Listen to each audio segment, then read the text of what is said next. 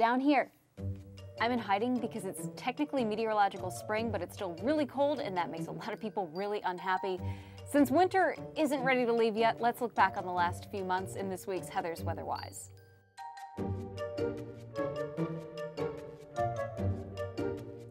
We were already rocking and rolling with snow when the season started on December 1st.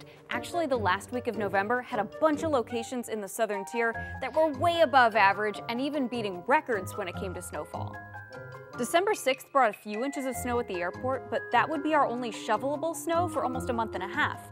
We made up for that gap big time in January, especially the last week of the month with 41.5 inches of snow falling in 7 days. 3 of those days were new daily snowfall records. February's been a little bit more typical with snowfall, at least on paper.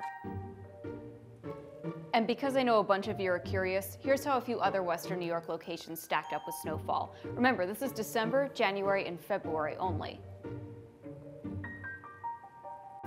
Despite all of that snow, we still had 29 days without any snow on the ground at all. Unfortunately, we didn't have many sunny days though. Only 2 of them marked as clear.